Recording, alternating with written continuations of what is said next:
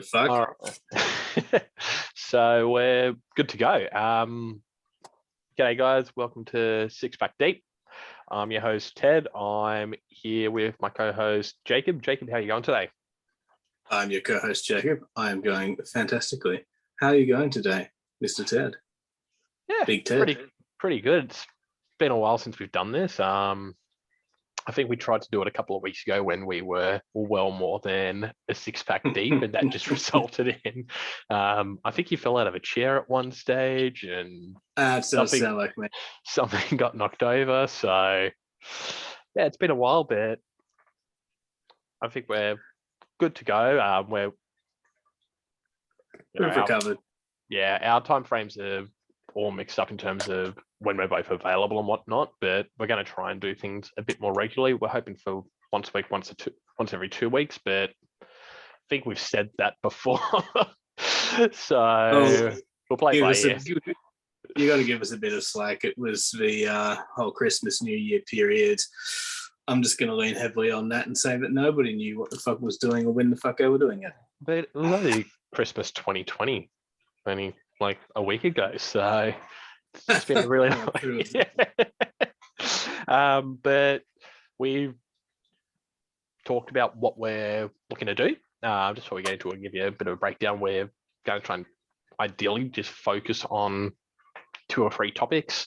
A bit of a discussion around those. Obviously, wherever discussion goes will follow. So we're not going to say 100% we're only talking about 2 or 3 or whatever.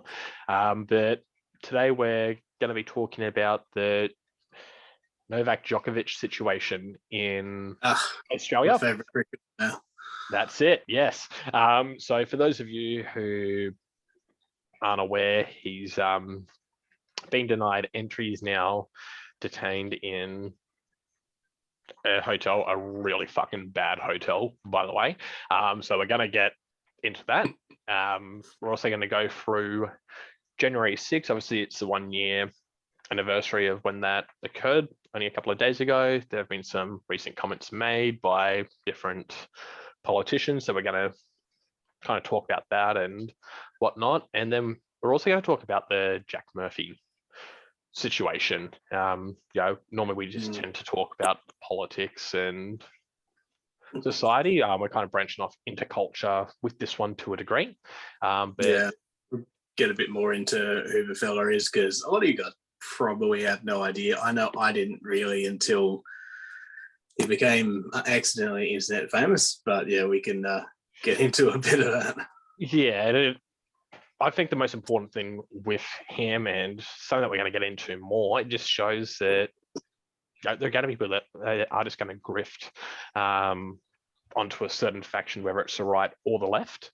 It happens on both sides, and you just kind of got to be careful. You don't want people championing your values if they don't really believe in them, or if they're not really good for the cause to a degree. Not that I want to kind of get bogged down into this is the right cause, this is the wrong cause, but we'll have a discussion around that. But I reckon we might kick it off with the Djokovic situation, just because that's one that's kind of unfolding, so it's not going to take as long. And then we can get into more of the fun stuff. So I'm going to kind of take lead on this one. I know a bit more about it than Jacob does. But I guess as a background, Djokovic has been vocal about vaccine mandates. He wasn't a fan of the hardline bubbles, like COVID bubbles and quarantining this time last year. So, this kind of all goes back to a year ago when the first, as far as I'm aware at least, the Aussie Open in January last year, and the build up to it, players were being forced to not only stay within this really small bubble, but they're not also having to quarantine when they're coming to different states.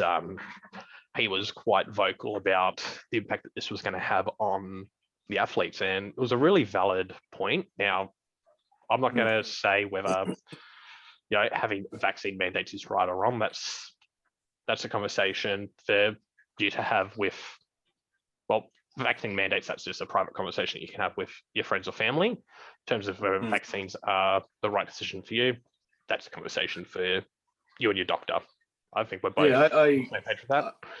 I got to say, I agree with him on that point, because that's the same kind of concern anyone living here has. Like, everyone's right to have that kind of concern if it is concerning to them. So yeah, no shade there at all. Yeah. So his major gripe last year was that they've been forced to quarantine. They're having to stay inside their hotel, like just inside a hotel room.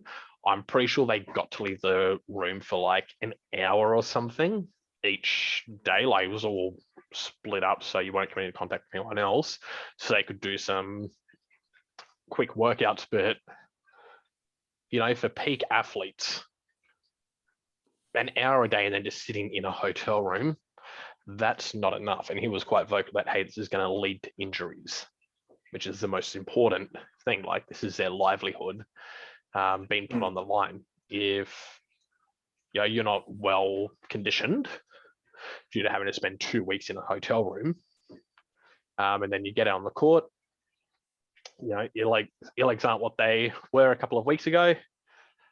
You just try and make a quick turn, you could easily just fuck your ACL up or whatever. Interesting. And that's saying that, especially for players like, for athletes like tennis players, that's that could be a career-ending injury of how much lateral movement they do need. So it was vocal on that just as well about, hey, it really doesn't seem fair. They've come to the country, they've tested negative, they've already quarantined once upon arrival. He didn't really have too much of an issue about quarantining on arrival. It was about, in the build-up, for people that don't watch tennis, I know you really don't, Jacob, but there are a number of different tournaments in the build-up all throughout Australia. Constantly need to quarantine every time you go to a different tournament. It builds up in terms of the impact that it can have on your conditioning and the likelihood of having an injury. So that's kind of the backstory in terms of last time he was in Australia. Now, he's had COVID. It appears that he's had COVID twice. He had COVID last year. And then he also got COVID, I want to say the 16th. Like, he was diagnosed with COVID on the 16th of December. I could be off slightly, give or take a couple of days, but around that time frame. That was the surprising thing to me, because that was not really made public, or at least considered newsworthy while this whole story was breaking. So that does definitely change the dynamic of play. Well, I mean, on that, why should it be newsworthy? That's his own medical information. Why should the general public need to know about it? If he chooses to divulge it, that's one thing. He's choosing for it to be private. What right do we have to know? Like, as long as he's not infectious at the moment. If he still had COVID, the argument there would be that he's a public figure, and the uproar is coming from people want to make sure that these people in positions of power, in positions of prestige that are absolutely loaded with money and are international stars, are being held accountable and being held to the same standard everyone else is. So that's where the interest is coming from. But I can understand the argument that it is his personal information, but at the same time, public figures are always under the spotlight to more extent than... Well, see, I do disagree with that, to a degree. In Australia, if you've had COVID, you are exempt from getting the vaccine for 6 months. Yeah. If you're in Australia and you get COVID, you're exempt. Why doesn't that apply for people wanting to come across from another country that have COVID in the past 6 months? Well, that's the confusing thing. It's a double standard. And what makes it even worse is, I don't know if you've seen this because this only recently came to light, I want to say in the past 24 to 48 hours, is he was advised in writing by Tennis Australia that if he would be exempt from the vaccine mandate in term to gain a visa if he'd had COVID in the past 6 months and could provide proof, which he had done. And I did catch that. And that's a bit of a concerning fuck up, really. But for me, what the argument comes down to, I suppose, is he subject to the same rules as anyone else coming into the country? I think he should be. If anyone else was in that position, anyone else came in and they could demonstrate proof that they had COVID within the last 6 months and they were allowed entry, then yeah, parity, it's fine. Okay, so you mean like the Czech tennis player? She's, I think, I want to say like ranked 80 in women's doubles. Yeah. She came to Australia, had the visa on that exemption. All was fine until there was the uproar about Djokovic and all this information came out, and then all of a sudden, her visa is withdrawn. You can't tell me that's not sus. They kind of had to do that. Like they had to do that to show that they were holding to the same standard, which they obviously weren't. They were. Yeah. If that uproar wasn't made and that information didn't come to light, I don't think her visa would have been pulled. I don't think. No, I agree. So it's a very interesting rules for me, not for me, hill to die on when you're going to hold another tennis player to that same account, when the whole issue was whether you're going to be held to the same standard as a normal citizen. Like, I don't think that's what the issue is. I think the issue is he's been vocal, not just last year, but ongoing, even in the build up, like in the past couple of weeks. He's been talking about, hey, I'm going to come to Australia. I'm going to play. I've got an exemption. I don't think it's right that this government is going to try and force me to have a medical procedure that I don't consent to, essentially. Because he's been vocal about it, I think the government's tried to make an example. And the thing that I dislike the most is that Tennis Australia obviously threw him under the bus. So they they handle like the visa application. So what happens is they will be in touch with Djokovic and his camp. They'll get all the necessary information and they'll put through the visa application for him. They were now the federal government's come and said, no, we gave them advance notice that he wasn't exempt just because he had COVID in the past 6 months. Now, if that's the case, that's fine. I've got no issue with the government trying going, we're not going to let people in the country that are not vaccinated. That's a government's decision to make. But if they pass that information on, then Tennis Australia, who is obviously deeply tied with the government, and Tennis Australia is just, it's fucked. There's no way to put it. I come from a family that's pretty well entrenched within Australian tennis and Tennis Australia, so I've got a bit more insight in regards, so I'm not going to go through it all. But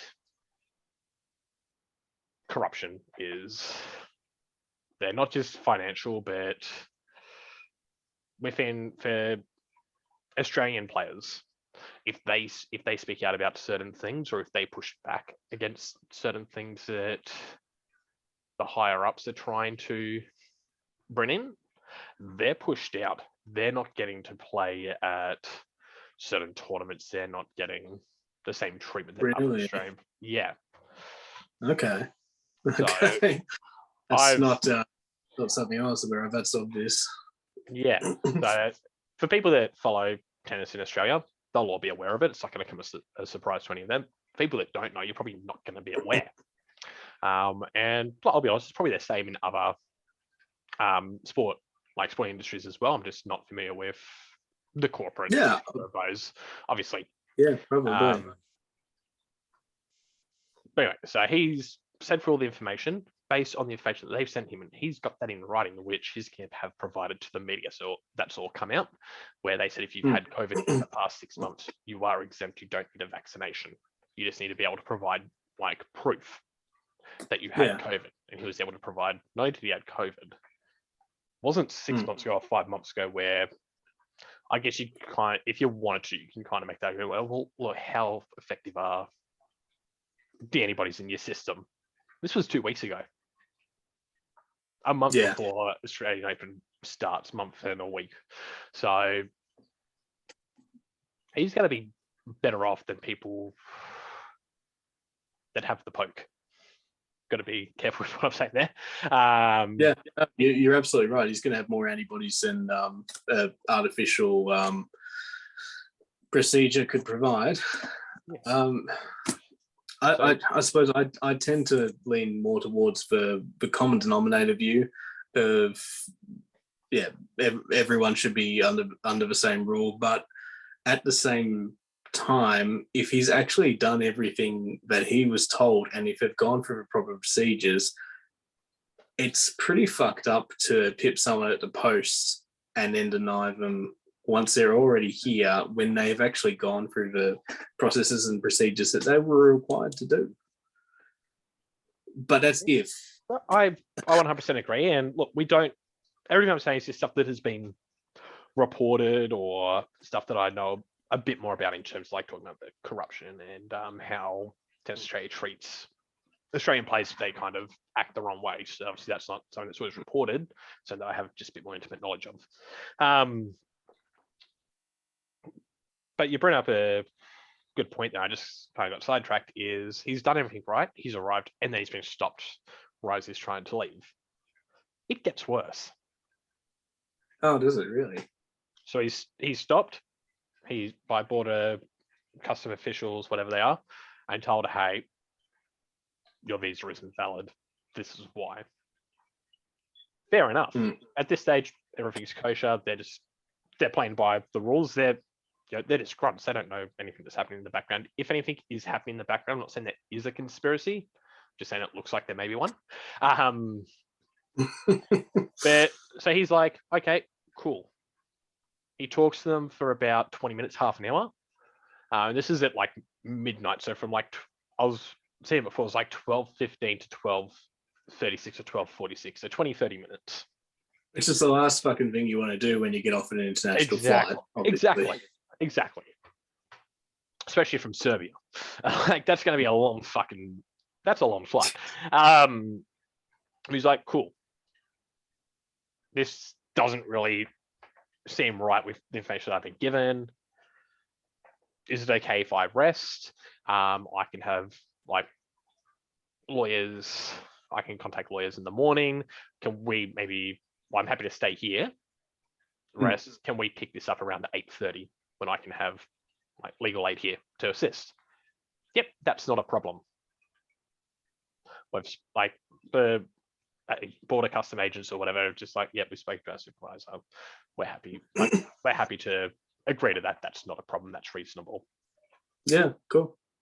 He then gets woken up around like 6:30, 7 o'clock by two supervisors, just pushing him to pretty much agree to have his visa. Whereas to say it doesn't matter what your legal support does, legal aid, lawyers, solicitors, whatever. I don't know the right terminology to use for this exact situation, but they're not going to be able to change the outcome. It's going to be easier if you like to rescind the visa, and then you can go from there if you want to make an appeal. Whether that's the case or not, I don't know. That sounds like no lawyer president. What the hell? I'm pretty sure that they're considered like law enforcement, same as police. If someone says, hey, if I want to speak to my lawyer, aren't you meant to wait until? Well, that's essentially being denied a lawyer, isn't it? Or are they just coercing him into not having one? It's a grey area. I don't have all the information, so I'm not going to say one way or the other. But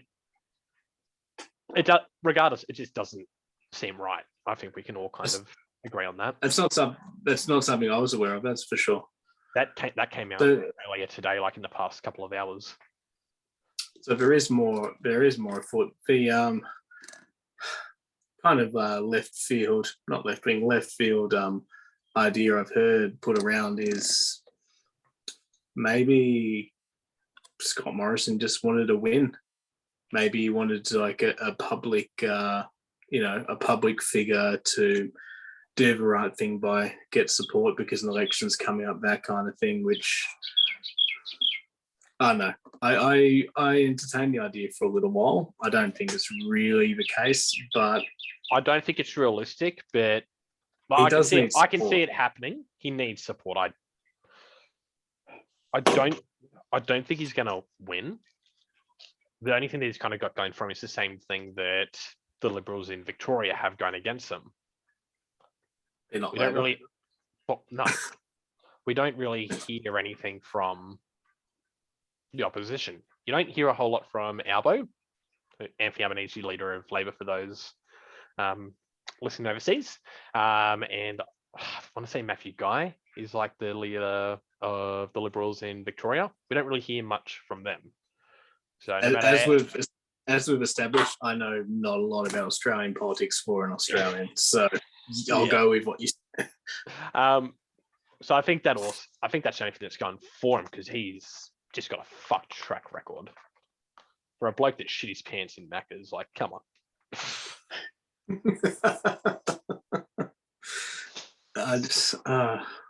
Yeah, once again, for those who aren't aware and are listening, the Australian Prime Minister Scott Morrison allegedly shat his pants at Engadine McDonald's back in like the 90s or early 2000s after a day at the footy. Yeah. They said the Sunday machine is broken, and he's like, I've got you covered. Don't worry. It's not going to be quite the soft serve you want, but it'll do. There are hard bits. Yeah. You wanted extra nuts on this one, right? Yeah, he had several careers before politics. So that's kind of a breakdown of the Novak Djokovic situation. He's going to court tomorrow morning at 10 a.m. Australian Eastern Standard Time. So this is a development. Probably the only court you're going to set foot on. Fuck you. That was good. Don't have anything to say about it. But no, we'll wait and see what happens. So maybe we'll pick this one up if there is, depending on the outcome. But regardless, I think if we do another show in the next week or two, we'll quickly touch on, just to give people an update. But I reckon we might go into the Jan 6 situation. If you want to give us a bit of a... God, you ruined my segue. I was all prepared to like, what if we're in January 6? And now it's wasted. Now I look like an idiot. Well, if you want to do that again, I can kick you out of the chat right as you're going right back. Like, it'll kind of work. You should have kicked me out of the chat 20 minutes ago. I really should have. But yeah, January 6th. So for those that don't know in Australia, because not all Australians follow American politics like we do, because we're nerds, I guess. Inauguration of Joe Biden, thereabouts, the Capitol building in Washington, D.C. was stormed by some unsavory individuals supporting Donald Trump. Various levels and factions of the right-wing movement with various ambitions and doctrines, I think, guiding them.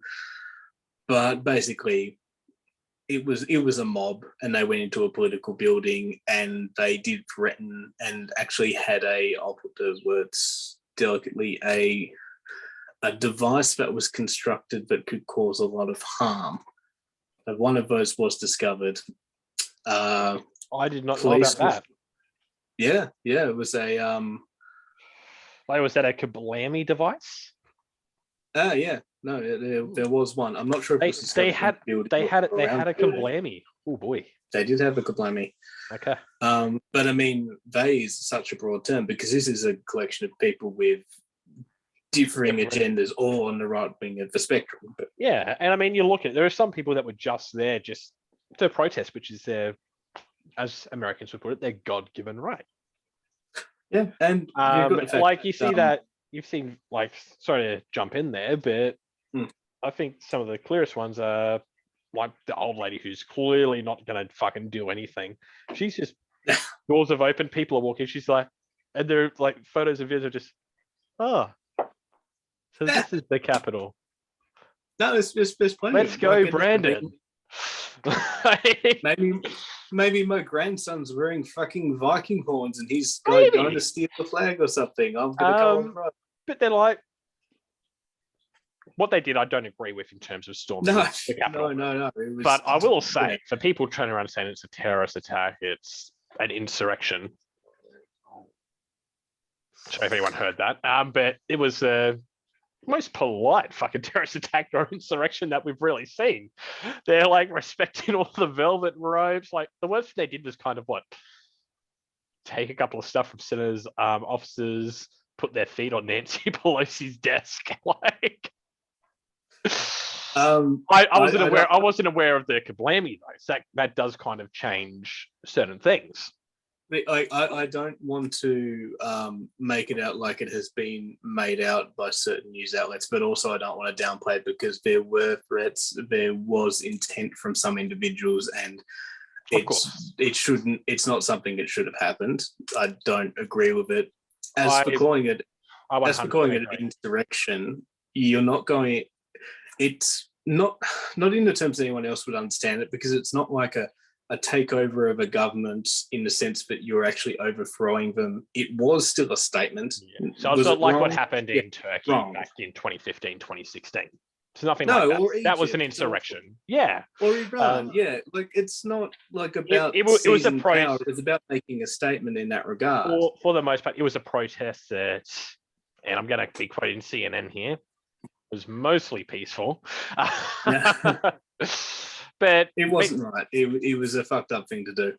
Yeah, like I think most people looking back on it, or if you're not there, even the people that were there, if they weren't there and just watching it go, yeah, definitely they should be there protesting. They think that something wrong is happening.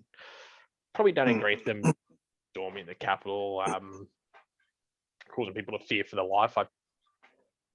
I'd say probably 95% of people will agree that people should just be able to go about their day-to-day life without having to fear for their life.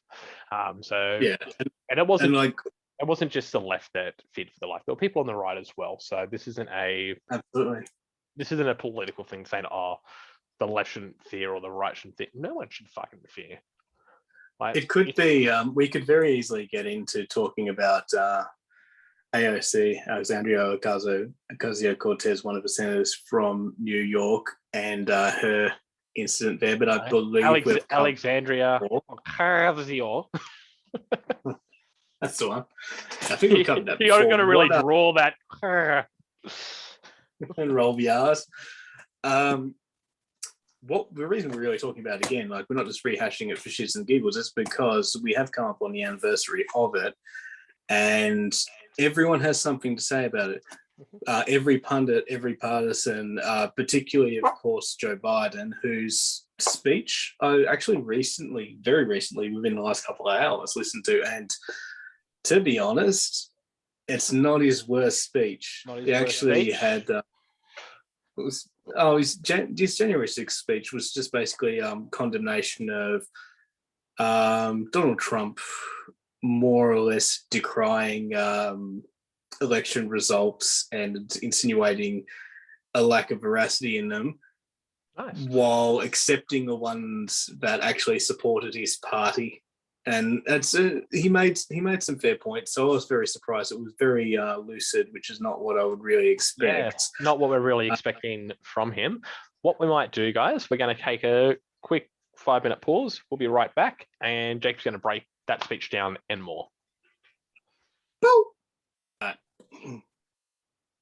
And we're back. Sorry about that, guys. We just had some business to take care of, aka we were both running low on alcoholic liquids and needed a top up. Just before we get back into it, if you've made it this far and you're enjoying it, you like what we do, would really appreciate if you could hit that subscribe button down the bottom, leave a comment, but we'll go on. So you were just talking about watching Biden's speech and it being a lot more lucid, and you actually kind of respected what he was saying. Do you kind of want to elaborate on that a bit more? Because I haven't seen it, so I'm not actually across that. So this will be a good learning moment for me as well. I'm going to preface it with, I had my cock out for the entire thing. Can I say that? Well, you did. So. Naturally, yes. No.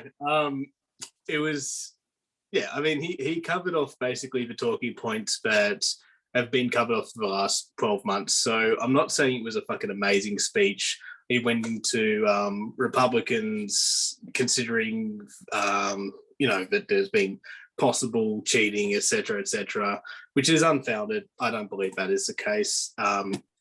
Also went into a bit of that the Republican Party is trying to basically subvert democracy by preventing mail-in voting, that kind of rule in different states. But there are also an equal amount of talking points and counterpoints for Republicans as well that are valid too, and they go against that. So I don't think there was a lot of substance that we hadn't actually heard before, but I do think it was one of the best speeches he's made in his presidency. It was pretty strong, pretty lucid.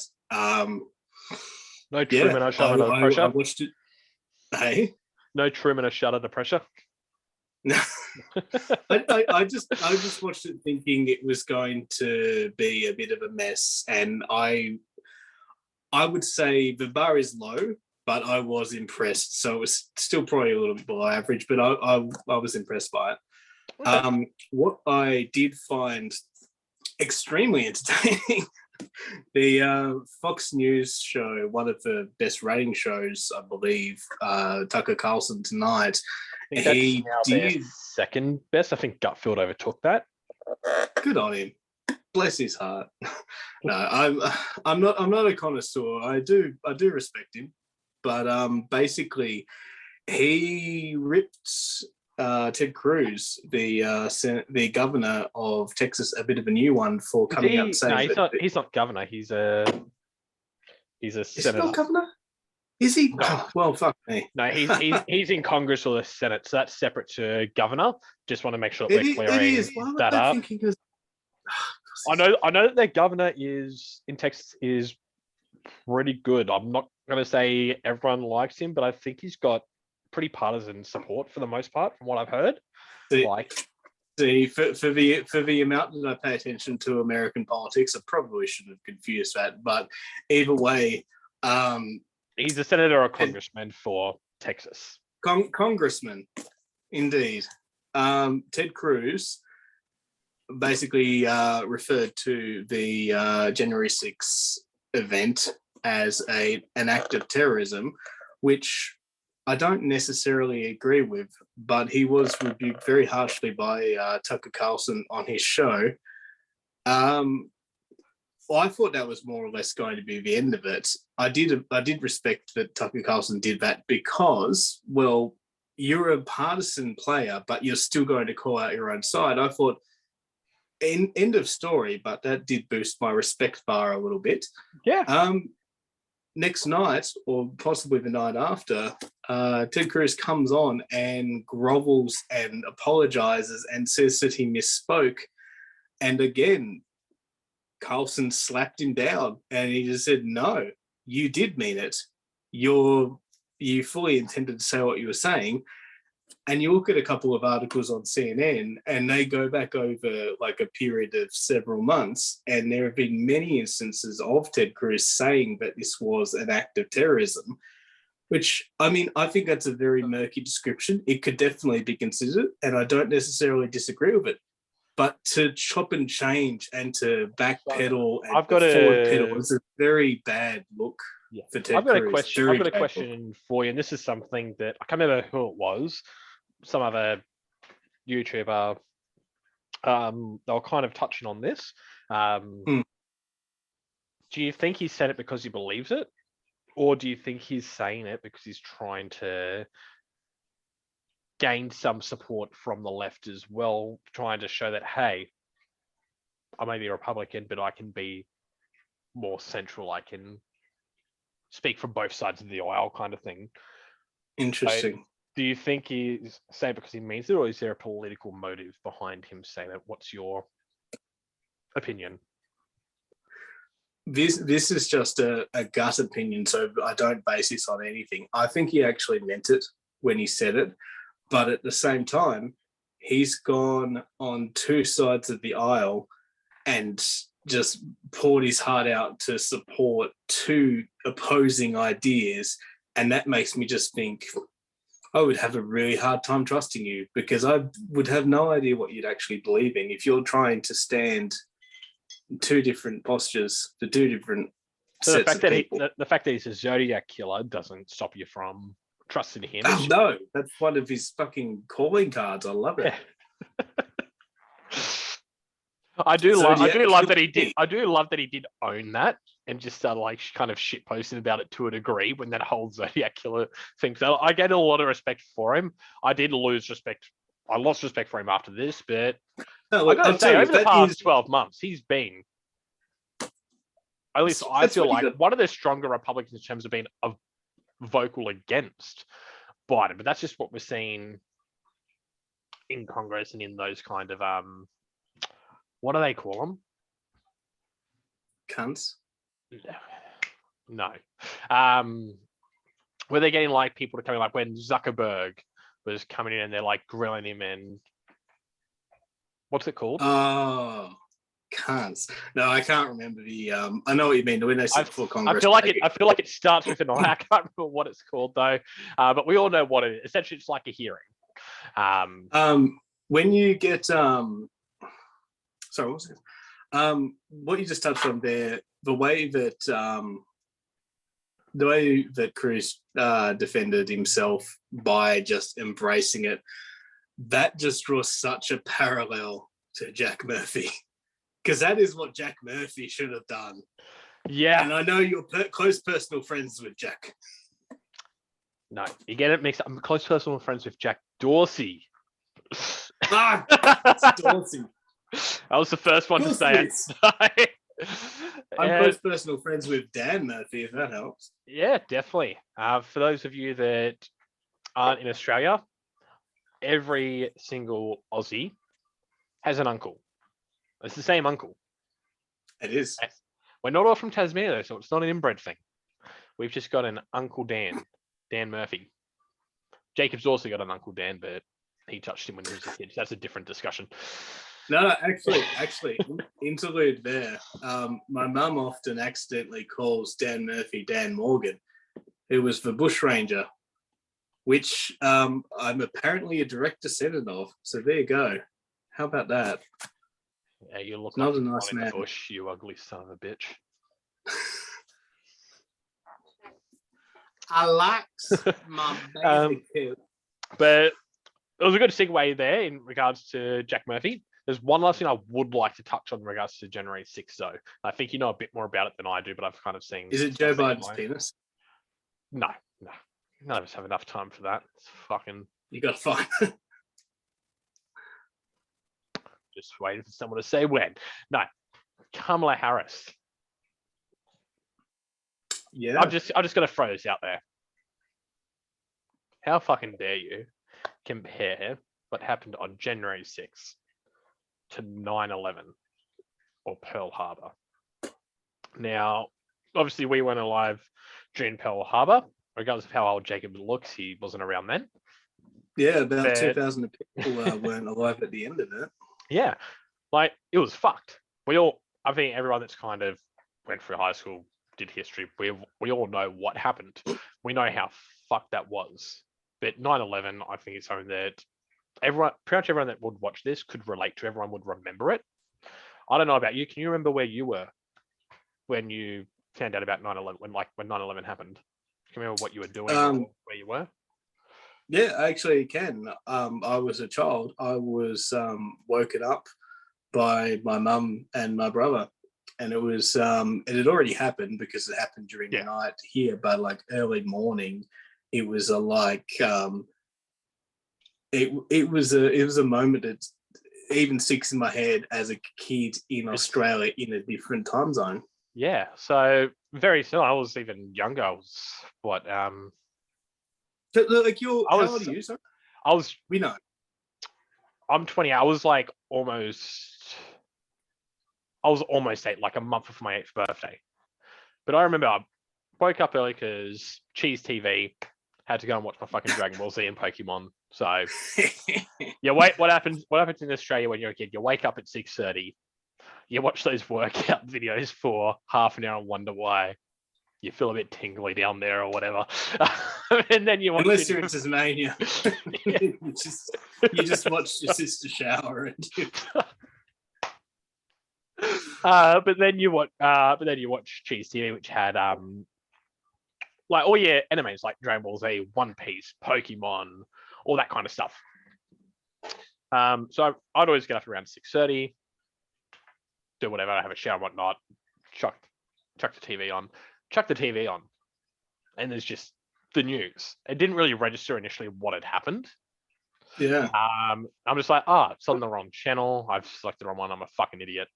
Keep changing. It's the same thing constantly. I fucking run into my parents' room. Now, I'm not ashamed to admit it. I was crying because I couldn't watch Dragon Ball Z. Like, Mom, Dad, the TV's broken. I can't. Like, it's a short Dragon Ball Z. Like, what the fuck do I like? The TV's broken. It's just showing.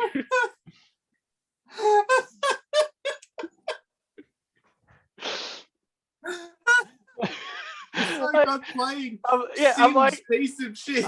It's just showing a plane flying into a building. Like, I don't know what the fuck's happening there. My headphones were just beeping. But it's just showing a plane flying into a building. But there's no dragons or bombs. So like, what the fuck are you talking about? They had a TV in their room, so they turn it on. There's like, oh my fucking god. And that's when they kind of explained what happened. Like, I ended up staying home that day because I didn't get to watch Dragon Ball Z. So we're all affected in some way. We're all traumatized. No, but even as so you just want to visit Ground Zero and pay tribute to poor 8-year-old Ted, but just couldn't watch Dragon Ball. It was a traumatic time. Okay, I've never moved on. But no, I stayed home. I ended up staying home that day. I was feeling sick beforehand. I'm just taking a piss out. I was actually crooked for like the next 2 weeks. Got my tonsils removed. But what as a tribute? Yes. 2 tonsils. Yeah, because it looks like balls, and oh, nice. I'm the dragon. No, but I do remember seeing the footage of the planes crashing into the buildings, but people jumping out. It's one of the things that's just seared into. I think everyone who's seen it, it's seared into your brain. You're all till the day we die. We're probably going to remember where we were and what happened when we found out about 9/11 and what had happened. It's pretty crazy. It's funny. Even like years and years after, even as a young adult, hearing just American things now and then, like, do you remember where you were? Or I remember where I was. And it never even really occurred to me that, yeah, I actually remembered where I was as well. It wasn't an attack on America. It was an attack on democracy. The West. It was an attack on the West is what it was. Yeah, 100%. Now, we're not going to go down into the rabbit hole of whether or not it was a conspiracy, whether or not US government or a private corporation was involved. That's something for another time, which I'd be more than happy to do.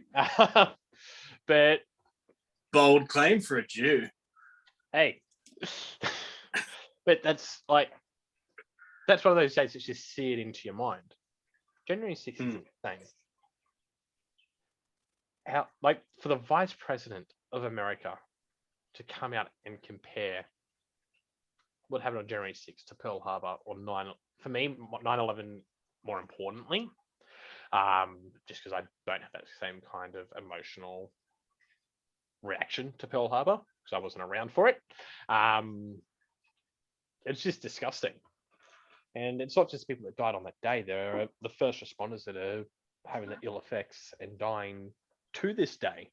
And you've got the government, it's either the federal government or like the city of New York, one of the two, like not paying, they're like withdrawing funding for medical care for those first responders that have had all these health issues.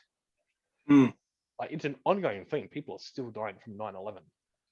There's two very interesting celebrity names I want to give you in relation to 9/11, and I want to see if, good man, Steve Buscemi. Got him. Yes, Bang. I am a Yeah. god. Yeah, so Jon Stewart has gone to bat with Congress and has just fought for the ongoing medical coverage for first responders. And With all the work that he's what done, a legend!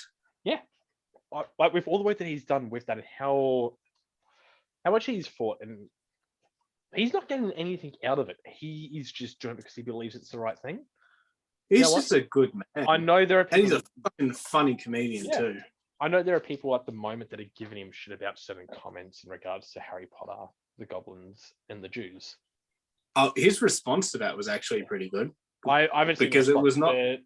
I'm Jewish. Yeah, okay? another topic. We all know I'm Jewish. That's something that I've mentioned a few times. I'm going to do it right here, right now. He's got the pass. It's similar to when your cool black friend gives you the N-word pass. I'm giving him the pass. He can say that and he's fine. Legend. Steve Buscemi, though, even more of a legend. Oh God, yes. Tell us what did our fucking friend, the great actor, do? So he used to be a firefighter. I don't want to say retired, but he left that profession to take up his acting career. And he'd already made a name for himself by the time 9/11 happened. When it happened, he just rocks up, goes to the local firehouse. Hey, I'm ready to work. No media was called. It was none of that fanfare. He wasn't out there trying to do it as a publicity stunt. He just went in and did whatever he could. And he's a Tony Abbott man.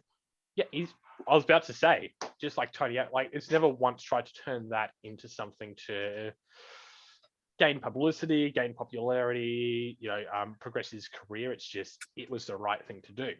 And that's, I think we've mentioned this before, but that's a similar thing to what a former Prime Minister, Tony Abbott, did when Australia had the bushfires. Was it 2019 or 2020?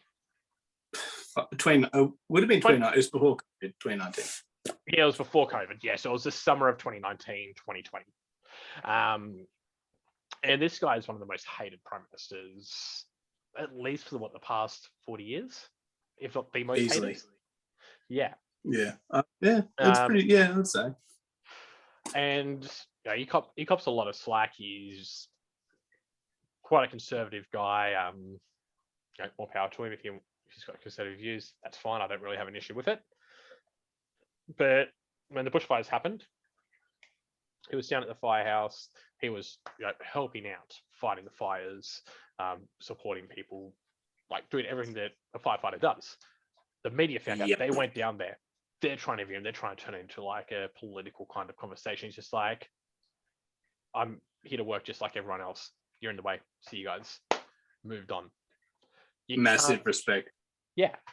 Like, you can't hate the bloke after that. You can disagree with him, but I don't think any reasonable person could hate him after that, because that shows you, in that moment, you saw what type of person he really is. And that's the same for Steve Buscemi. It's the same for Jon Stewart.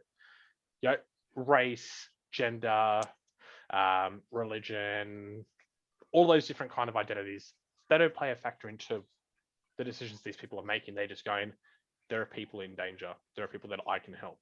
I'm helping. Humanity. It's humanity. Humanity is different than politics.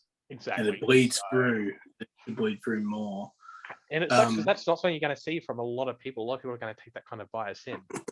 And I'm glad to see it happen from kind of all sides of the spectrum. Obviously, Jon Stewart is definitely more liberal. Tony Abbott's more conservative. I don't know where Steve Buscemi is, so I'm just going to chuck him in the middle. Yeah. Because I can't put him anywhere else because I don't know. I know he likes French fry and Oreo pizza. That's all I need to know. But to a degree, that's where it should be. We really shouldn't have to know what another person's political opinion is. I don't think so. I hate how politicized the world has become, where if you don't vote for this, if you don't support the same person I support, then we can't be friends or whatever. That's ridiculous. I feel like that's only been around since like 2013, 2014. I feel like it's a newer kind. I could be wrong, obviously. No, I think you're right. I think it was the Obama era It was the Obama, and it's not like Thanks, a Obama. it's not like it's not a product of the Obama era, but that is when things became more polarized or started to become more polarized. But I think just about everyone can agree. Fuck Kamala Harris for that disgusting comment. Yeah, no, I didn't even offer my opinion there, but I'm pretty sure we're on the same page. Do you want to, Yeah. before we move on to the next topic, do you want to offer your opinion there? I do apologize, I kind of took over that. Oh yeah, no, I'm again, it's probably going to be like the fucking cast copy of yours, but look, just break it down basically. The death toll. What was the death toll of January 6th? I think it was like it's less than half a dozen, which is still unacceptable. Like, it was still I think there was. Well, let's break down. There was the chick that was shot by the Capitol Police. There's an officer that died. He had a heart attack where he was like caught right in the middle of it. So but whether still, or not, whether he was assaulted, I don't know. He may have been. I would still call him a victim of the circumstance. Oh, 100%. He probably would have had a heart attack if that situation didn't occur. I'm not saying that he wasn't a victim. But as far as I'm aware, they're the only two. Maybe there was one other person. I want to say 2 or 3 people. I don't know. I can't drill down. I can't drill down too deeply because I just don't know how many people. But I know it was a very, very small amount. And I think to compare it to events in American history, where in both cases over 2,000 people were killed by hostile forces from an invading nation, which is, I would say, categorized both of them. They're completely different events. It's obscene to say that one is like the other. It's just dishonest and it's self-serving and it's political and it's really nasty, awful shit. But imagine being really bad. Imagine being someone whose husband, whose wife, son, daughter, fill in the blank. And I'm going to keep going back to 9/11 because that's one that is more likely these days. But we both relate more to that than Pearl Harbor. But someone whose friend or family member was killed in 9/11 or was a first responder at 9/11 is not suffering the consequences, whether it's like a medical, like those lung issues that they're having, or I'm sure most first responders probably have PTSD from it. Oh yeah, of course. Even like definitely PTSD, like even the recovery dogs, they ended up like getting mentally fucked up and they had to end up getting like first responders to hide underneath the rubble so the dogs could find a live person. Did you ever hear about that? No, I didn't. So the dogs were getting so like messed up by not finding anyone alive in all the rubble and stuff that you could probably say they were like going depressed. They weren't doing their job. They weren't acting the normal way. So they're just looking at bodies and they know what bodies are. They're not stupid. So they were getting for like first responders whatnot to hide underneath rubble so the dogs could go and find someone that was alive. Just so the dogs. Are you serious? Yeah. So it wasn't like you can't compare them. That was just disgusting. I was seeing red when I saw that comment by Kamala Harris. One of my good mates, American fella from Ohio, known him for years and years and years, known him for over 10 years. When he went to university, he was one of the ones that was doing, I think it's ROTC on the weekends. So he was getting his degree paid for by the US military. But when he finished his degree, he owed the American military tours of duty. So and he signed up to that program very emotionally, I would say, because of 9/11. A young kid hating what they've done. I understand it, and I don't think it's the wrong thing to do. It was just a thing that was done. But yeah, it was very interesting to to track his journey, because when he was actually deployed over there, he was a lieutenant as a person that had not really like gone up through the ranks and served on the battlefield and that kind of Yeah, thing. he was like most lieutenants. Yes, most exactly. of them go That's the in fucking problem. baby face and don't really know what they're doing. That's exactly it. That's You'd exactly the problem. I've got friends in military. I've got family in military. And You'd much rather have a sergeant than a lieutenant, because the sergeant knows what's going on. Most of the time, the lieutenant is just a baby-faced kid that has an education, which there's nothing wrong with that, but that's exactly what he was. And he ended up being a guard at one of the black sites for the prisoners. Just like, nothing that you've even done could possibly prepare you for that kind. And like, he doesn't talk about it. He's a really nice dude, and he's not damaged from it or anything like that. He's a smart, well-adjusted dude. But I'm just like, I don't know. 9/11 affected a lot of different people in a lot of different ways that we probably don't even understand. Yeah, how many different ways. The effects are still ongoing. There are still people. I think that was what, 20 years ago. Yeah, no kidding. Look, there are kids. I'm gonna say kids, but people in their very early 20s who lost their parent or family member in 9/11. That's going to impact major decisions that they make going forward. Absolutely. We don't know all the long-term effects of that. To a degree, like for the most part, we can kind of guess how much January 6th is going to impact the general public. And the answer is not much. In terms of their future, if we look back at it on 20 years, it's not going to have much of an impact on most people. Now, the people who family members died or have been imprisoned, yeah, they're going to be impacted, but not to the same degree. I know we're getting off topic here, but a really interesting concept, and it came up from, I can't even remember who it was. It was a military personality that is often on conservative media in Australia, and they were a general, but she's transitioned into a female. Do you know the person I'm talking about? In Australia? No. Yeah, I can't. She's very, very, very, very smart, obviously very educated in military matters. But I remember watching I suppose a bit of a speech of hers, and she was just pointing out that we've never been in a war. No one that is actively serving in the military in the Western world has ever been in a real war. And it's correct, because we've been in counter-terrorism operations. We've been in things for Australia anyway. We've been in invasions. Sorry? We've definitely been in invasions.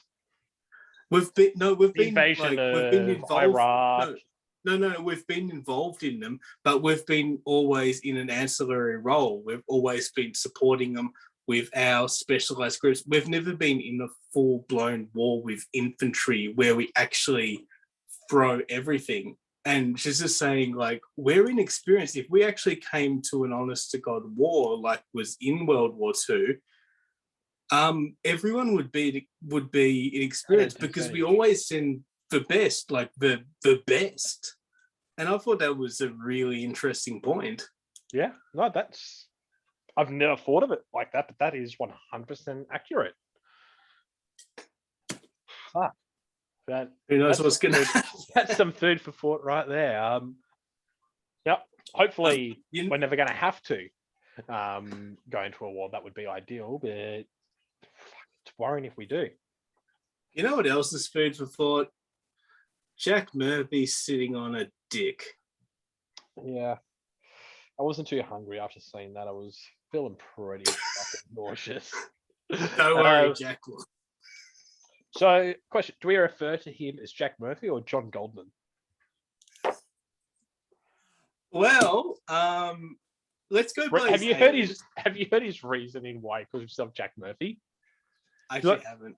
He's like, it's obviously an alias. Fair enough. Give yourself an alias. That's fine. Yeah, I call myself Jack because my granddad was named Jack. Okay. Did your granddad also shove a dildo up his ass and get himself cucked and piss on his wife? Or Ted, my friend, please tell us who this man is. Give us a bit of a rundown. All right. So, John Goldman, aka Jack Murphy. He used to work in the education system, I want to say in Washington. I could be getting the state wrong, but it had something to do with, it was in the education system in, I'm pretty sure it was Washington. And then he was let go. There are accusations that he was misappropriating funds, I guess is the best word to use. Those are just allegations. Whether or not that's the case, I don't know. So I'm not going to say if it was or it wasn't, but those are allegations that have been around for a while now. So between when that occurred and when he became a conservative figure, he was supposedly hard on his luck, a bit rough on money. So he did some cam porn on Chatterbait or whatever it's called, where there's, if you want to do that, that's fine. Personally, I never would, but I'm not going to judge someone for doing, well, I will judge them, that's a lie, but if you do it, you do it. Like, it's not the end of the world. I'm not gonna have nothing to do with you. I'll probably just I'll make a joke about it. Like, if I had a friend, you've got a hard time. Yeah, if I had a friend that was doing OnlyFans, I'd still be friends with them. But you best believe I'd be giving them shit about doing OnlyFans. You're still friends with me, so. No one subscribed to OnlyFans, so it doesn't count. But in those videos, it wasn't just him fucking his girlfriend, I think now his wife or fiance or something.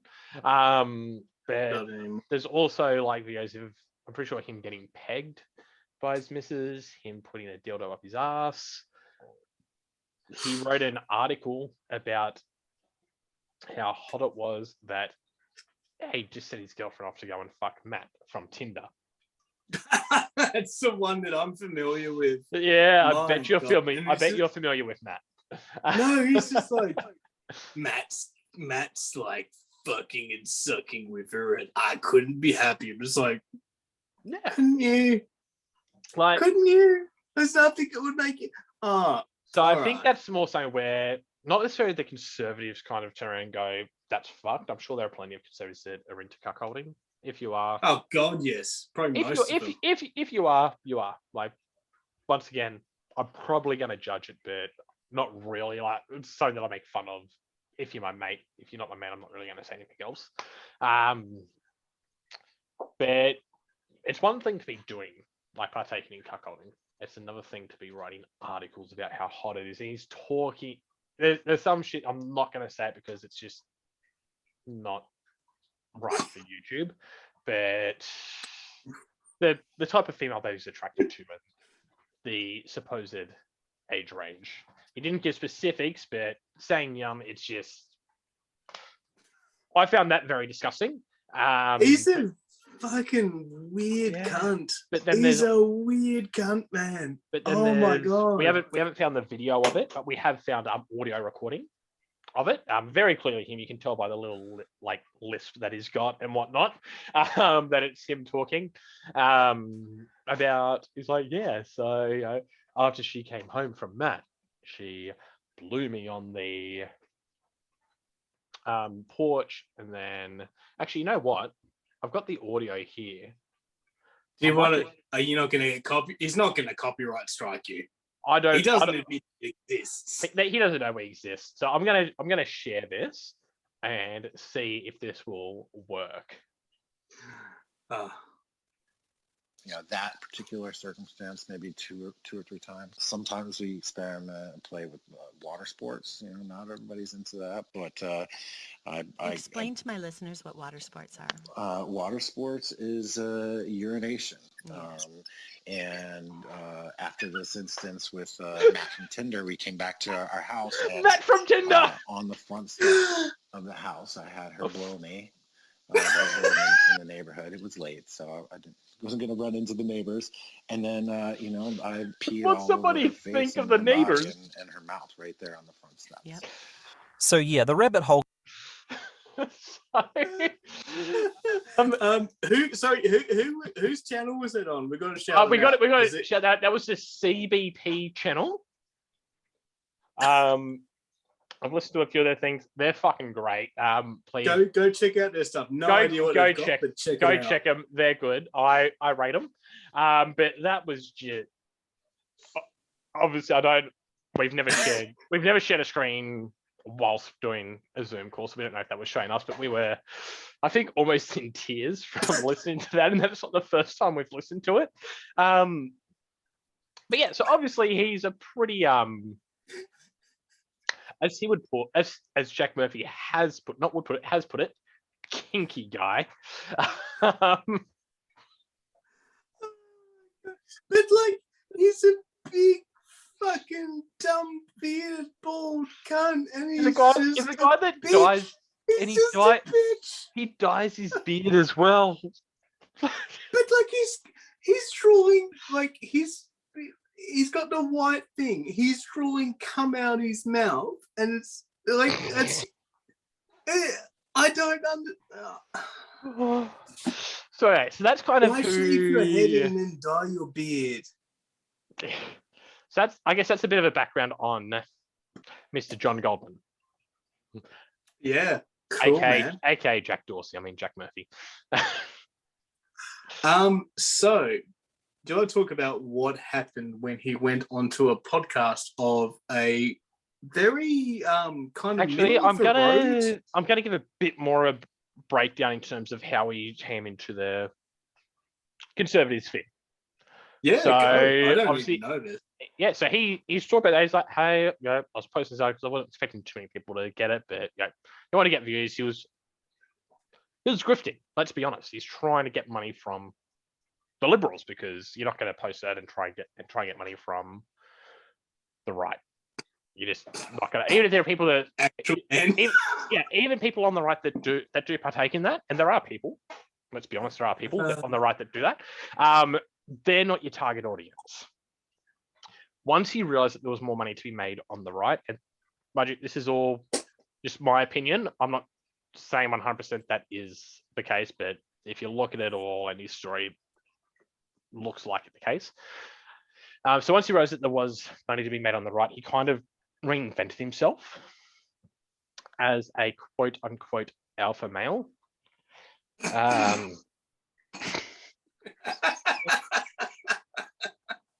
Omega male. Fuck me dead. Where he's against Liberals, is against what the left is trying to do to man. He started up this group called the Seminole Order? The Liminal Order. Liminal Order, not the order. Seminole. I can see how you get that confused.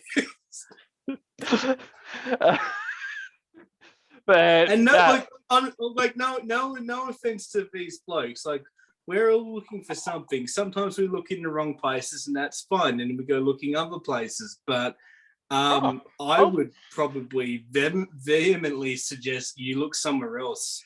Well, that's my opinion. I can 100% understand it. Like, I moved out of home when I was 16. I didn't really have much of a male role model growing up. I've got a couple of friends that are older, like in their 40s or early 50s, and I've definitely looked to them when I was younger, to help figure out, I guess, how to be a man, what's the right thing done. That's definitely shaped who I've become. So I've got no issue with people that have taken part of that. So this is not a slight against them. If you're someone that feels like you need guidance, more power to you. Like, at least you can recognize it. think of how many people out there that won't recognize that they need help, and they just go around going, oh, man, so I'm stronger, so I can do whatever I want. I'm just going to beat my missus. I'm going to be a piece of shit. That's not a man.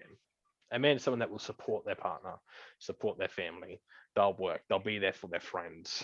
For me, that's what a man is. Whether or not you can do all the handyman stuff around the house doesn't That's really just play. bullshit. That's ancillary. Yeah, that doesn't play into the equation. It's, are you someone where when the going gets tough, are you going to get going, or are you going to stick around, and are you going to support your friends, support your family, support those that rely on you? If you are, you're a man. If you're not a man. It's as simple as that for me. I'll just say my piece as well, because if I lay into a bloke, like, I want people to know where I'm coming from as well. Raised by a brilliant single mother, was homeschooled, so didn't really have that much interaction with kids. Grew up, did my own thing. I had to learn what being a man was through male role models. Didn't really have very many. Read a lot of books. Met some blokes that had some good principles and everything, and sometimes that's the road you tread. But like, you've got to make sure that they're actually good fucking people. I'm gonna chuck a group out here. I actually don't have any affiliation with them. I'm pretty sure you don't either. But it's a group I know about. For people in Australia, I don't think it's overseas. If they're a young man or any bloke, whether you need them looking for not necessarily wrong, just you're looking to be around other men helping to guide you. Just you want to be around other blokes. How many times have you and me both live in a city that we've got no friends or family from? Obviously, your mum's moved here now, but it's difficult being in a new place with no social connections. You don't have 100%. that network. Yeah, bloke shed. I know that organisation. So not only are they there to help, men that are doing it rough. It's just anyone in the local community. You go there, you're gonna be around. You're gonna hang out with other blokes. Whether it's just hanging out and talking to people, whether they'll go and do projects. They'll help you with acts like woodworking and building, carpentry. And a bunch of other things. We've got no affiliation with them. If they listen to this and you don't want to be associated with us, please shoot us a message. We'll take this video down now. I'm from that out there. Haven't consulted with Jacob about this, but I respect what you do. So anyone in Australia, please check them out. Even if you don't want to go there, if you can, support them. They're doing really good work. The work that they're doing is really important, because men's mental health, I think, is a severely under talked about and underfunded issue in Australia. Fucking hell, like, mate, like, I've got to say, like, I didn't know you were going to do that.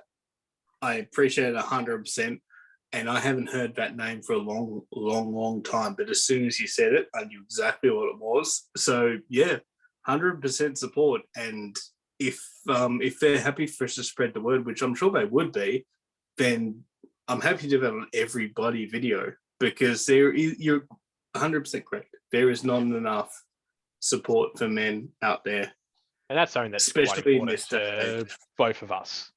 We both had mental health issues, and know that there are groups out there, even though we didn't seek them out or use them. Know that they are out there does help.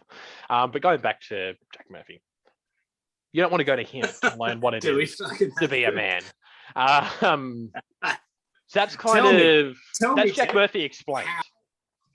Go. So that's him explained in the build-up. He did a podcast with Elijah Schaefer, I think his name is, and Sydney Watson. Now, Sydney Watson is, I think she's a dual citizen. She's Australian and American. They're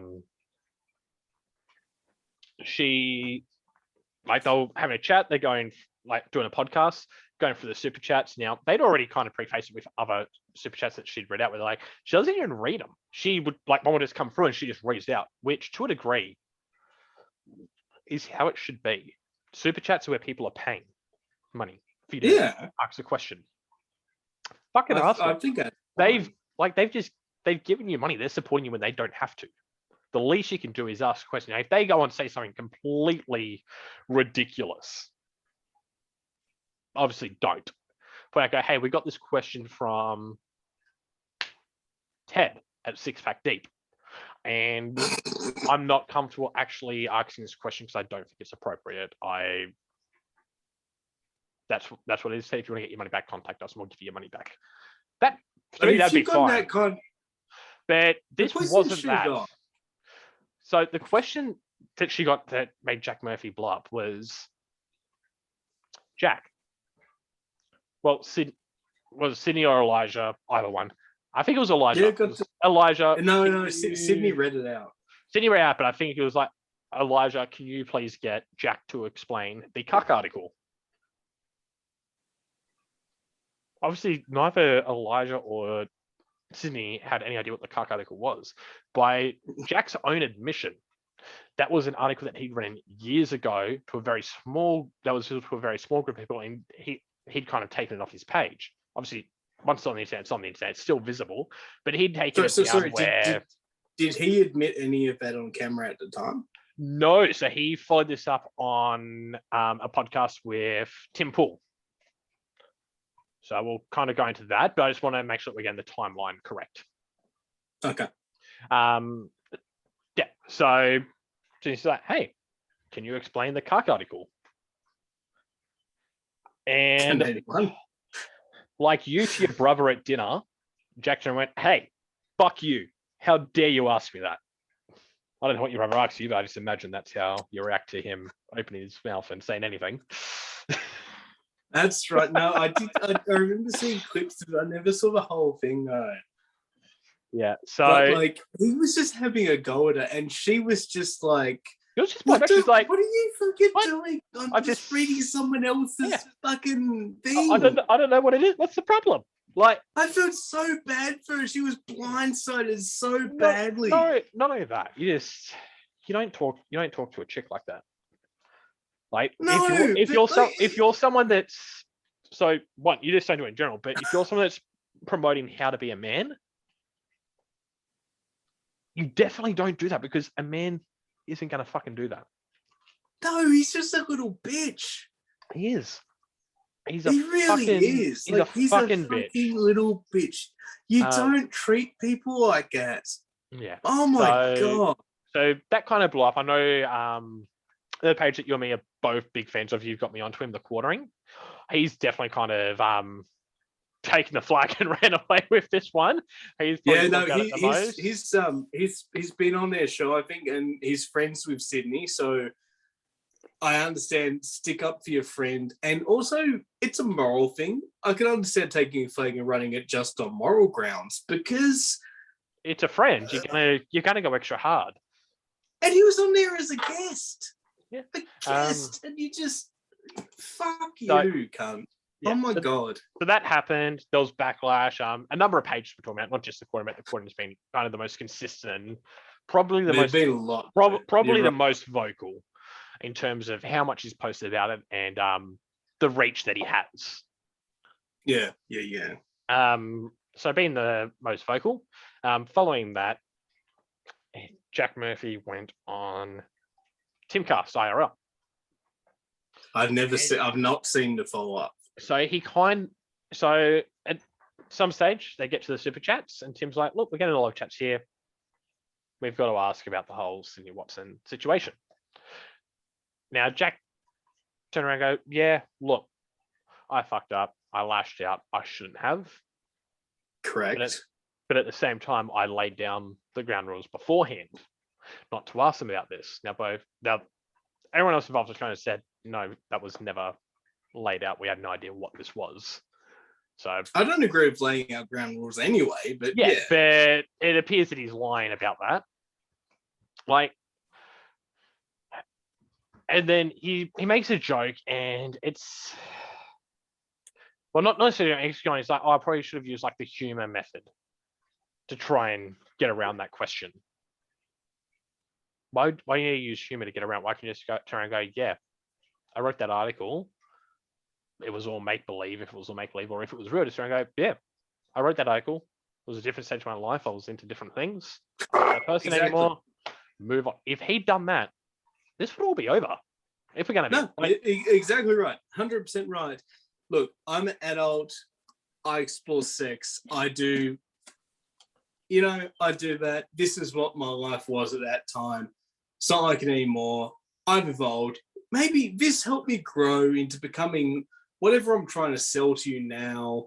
Like, or even you could try and go, no, what a fucking idiot. Hey, look, we did it. And it made both of those realize that, no, we'd much rather be with each other than other people. He made money. Yeah. He made, the bastard made money.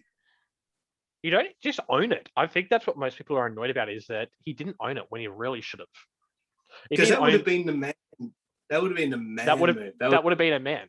A man owns. That would have been an alpha move. Hey, maybe you to get on to Joe Rogan that alpha brain. So I've got to tell you, the whole fucking alpha beta whatever dichotomy, I think it's fucking ridiculous. I've had like blokes that I've worked with like just hype up, going alpha. Like, mate, if you wanted to be, you wouldn't be. If you were, you wouldn't fucking like try and hype this shit up. I just don't care about that shit. It just makes me think of. That just makes me the South Park thing where it's like all these angry men, and it all just turns out they've just got like below average dicks. It's this is just a fucking invented concept. Just live your life and don't worry about these shitty idiots. Like, and look, me and Jacob aren't here to try and teach anyone how to be a man, but I think we can both agree, if you want to be a man, you've just got to do the bare minimum, which is support those that rely on you and be there for those that you care about. Anything beyond that is up to you. Agreed. But if you're doing both of those, as far as I'm concerned, you're a man. Yeah, that just like, don't treat people like shit.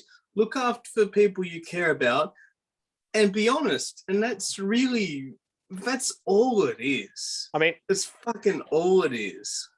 This may diverge from standard consensus what it means to be a man, but being honest doesn't just mean, when you fuck up. But for me, and you've seen this, we're obviously really good mates, to say the least. If I don't like them, I just fucking tell them, I don't like you, I don't want to be around you. You need to be honest about you just need to be honest about who you are. And be honest to everyone. If you don't like someone, that's fine. If you think that they're a dickhead, obviously you don't want to turn around and try and make their life hell, but just say, hey, I don't respect you, I don't like you, whatever the concern is. I don't want anything to do with you. Let's just. And that's what I meant. Why I respect your approach so much is because you are so straight down the line with it, and you've actually taught me a lot about interacting with people, like in a really direct way, because most people don't interact with people in a direct way. It's usually like all these curves and all these lines. It doesn't do anyone any good. It's not honest. Yeah. You've got to be honest with people. 100%. And I think just about every interaction I've had, even with people that I've turned when I don't want anything to do with you, it's still been not necessarily pleasant, but it's been a cordial interaction where it's just been, okay, at least you've had the guts to tell me. You're not being aggressive. You're just saying you don't want to have anything to do with me.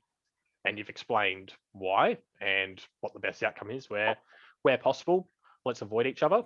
If we can't, let's keep our interaction to a minimum. I've got to step in here and say, Jack Murphy's beard is really sexy. No, I've got to step in here and say that's what they call the tickler. We've got a little bit. We've got a bit off topic, and like I'm happy to keep this in, but do we have anything else we need to discuss about Jack Murphy? I think just a bit more in regards to what's happened, because that wasn't the end of it. It wasn't the end of it. Do you reckon we could take a fucking 2-minute break while I go and generously refill my supply? I'm going to urinate. I don't remember. And we're back again. Sorry, Oh, guys. fuck. Yeah, when we need beer, we need beer. Or in Jacob's case, he needs cheap June. But It's a classic cup. Where's Molly? Well, he's pretty hiding the fuck away from you. So we're just saying kind of what happened after that latest podcast, which was with at least what I've seen with Tim Pool on the Timcast IRL. So from there, obviously he's tried to dismiss the entire situation. He's tried getting people banned off YouTube and Twitter. I think he actually did get the quartering banned from some platform for. He got the quartering banned from Twitter, and he tried to get Sydney and is it Elijah banned. Yeah, he did try and make sure they lost their jobs over it. On what grounds? I don't fucking know. But they heard his feelings. And everyone knows that conservatives are all about feelings over facts. Oh, wait. Maybe I got that mixed up. So that he's tried to do that. He's actively tried canceling them. He started up some chat with here. Was it I keep saying seminal order, but it's the liminal order. No, seminal order makes it way better. But he did a call to arms of academics and lawyers and all that kind of shit on Facebook to try and defend his ass, or to try and not actually defend his ass, to formulate some kind of attack. Just to dig up dirt on. Yeah, he was trying to defend himself. Let's dig up dirt on these people and just get them cancelled, so that way they stop talking about it.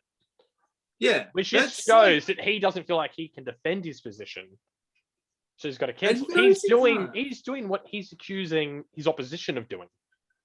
When you're in a position of weakness, you need to attack because you have nothing else. You're going to be demolished if you don't do that. But see, the thing, he wouldn't have been demolished if he just been upfront from the beginning. At least what he said. No. The thing is, he would have been in a weak position, and he would have had to compact into a weaker position, and he had too much ego to do that. So he needed to go on, even if it was going to be ineffectual. I do disagree. I think if you turn around and went, yeah, I did that years ago. I believe that years ago. I don't believe it anymore. It was I consider it from another lifetime. Oh no, yeah, but see, if I think he did that, people wouldn't look at it as a position where you're just going to go, yeah, cool, he owned it, we move on. This would be a non-factor. He absolutely, I agree. He could have done it. He had that option, but his ego was too powerful, and he thought too much of his ego's as little fucking brain. But yeah, so I reckon that kind of wraps up the whole situation. I don't think it's over yet. I think there's at least one final saga to happen. So if it does, we'll keep you posted. But I think the general consensus is his career, at least as like a conservative commentator, is over. He doesn't. I don't have anything else to say. He doesn't have any standing in any arena. He's just funny. He's just quite entertaining.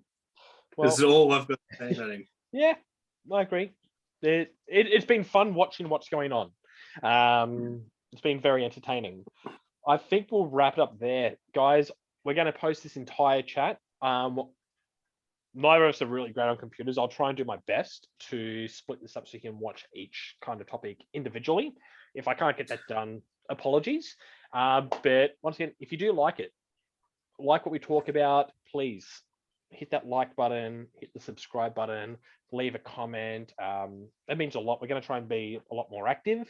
Another thing you can do for, at least Aussie, I don't know if it is in other countries, but if you're an Aussie bloke, if you can, support the Bloke Shed.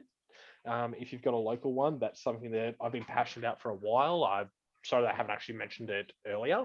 No, but I agree. I back you fucking 100%, mate. 100%, man. That, and there's another group that I'd also like people to get behind. It's the Black Dog group. So that's just no. Donate money. Donate money, please. So please donate. Supports veterans. People suffering from PTSD. Supports people not just veterans, but other people supporting suffering from depression. We're very much about men's health. We're not always going to be rocks. Blokes are going to suffer. We can't always suffer silently. These aren't things we've got the Black Dog Institute. Can we put those links in? Can we put those links in? Yeah, I'll find the links. I'll chuck them in the description. I just want to be clear. We've got no affiliation with either of these groups. I know that some groups won't want to be associated with us. That's completely fine. If you're someone from either of these groups and you believe that we're not a suitable voice for you, please shoot us a message. We will remove the video. That's not going to be a problem. We do. Not gonna lie. I'm not just going to take it on face value that you remember I'd asked for some sort of proof. What that proof is, I don't know.